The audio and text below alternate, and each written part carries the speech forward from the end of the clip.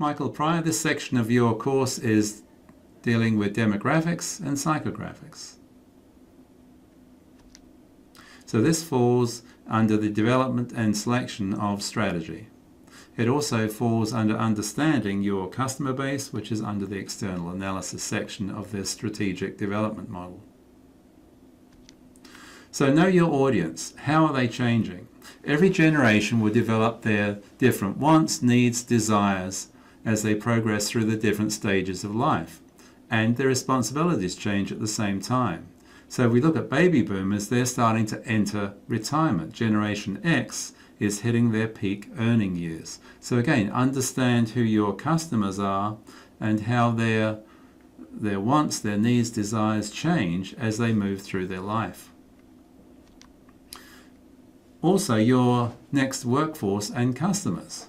The millennials, who are 20 to 35 years old, they're turning away from clocking into an office, but they're now starting their own families, which will start changing the way they think. They value experiences over possessions.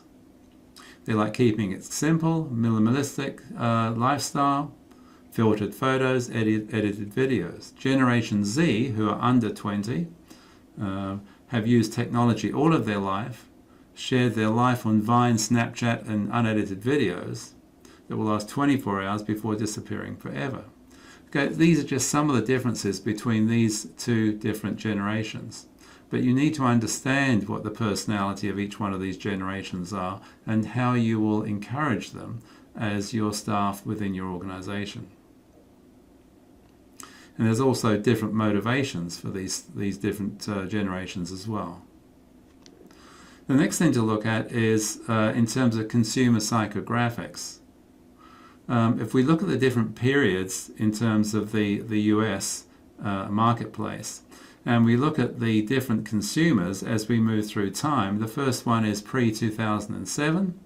The next one is during the recession, 2008 to 2010, 11, and then we look at 2011 to the present.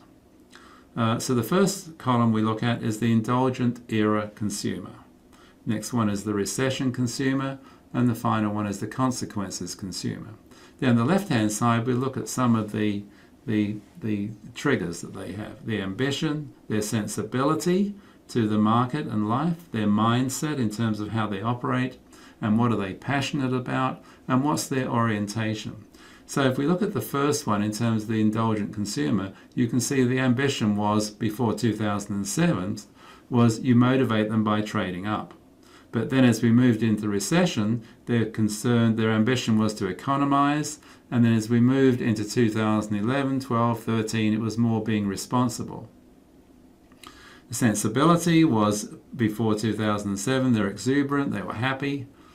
2008 to 2010, 11, they were more anxious. And now they're more vigilant.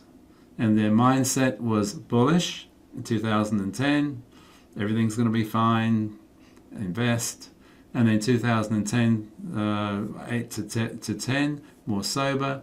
And now they're more resourceful. And their passion before 2007 was accumulation. Let's buy more.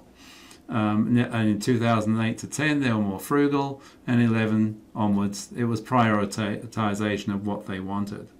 Orientation before 2007 was expression. I'm buying things so I can express how I feel. 2008 to 2010 was all about self-preservation. And 2011 to present, it was the build-up in networks. The networks are there now to provide reduced risk. So you can see that what happens as you move through the years is that the way people think, act within the marketplace and in their lives is different. It changes based on the environment. So that's an important consideration when looking at customers or how you're going to add value with your products. So your goal is to change the way your client think about the future. The old way of thinking about it was competing within an existing industry structure, competing for product leadership, competing as a single entity, as your organization, maximizing the ratio of product hits or sales, and minimizing time to market. But within this new dynamic marketplace, the new way to compete is competing to shape the future industry. you've got to work at being an industry leader. How do you shape it to add value to your consumers and change it so that you're the leader? Next is competing for core competence leadership. You've got to keep developing your core competence. What makes you special? What makes you unique? And competing as a coalition. With the dynamic nature of the market at the moment and moving forward, you need to actually look out there. Again, we've been talking about this beyond the industry, and what partners can you form a coalition or alliance with?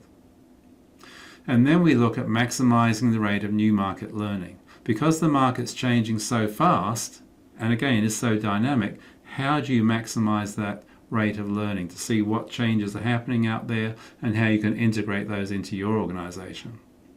And minimizing global preemption. How can you go global with your products? How can you add value through that? So imagine new opportunity areas, probe industry drivers and alternate product concepts.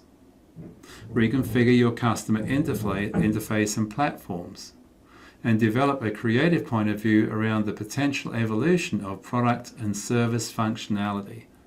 Can you change that functionality of product and service?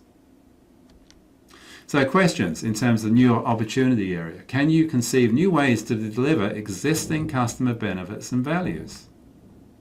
Can you develop new types of customer benefits? And can you work to influence the direction of industry development in the future? So please think about these questions.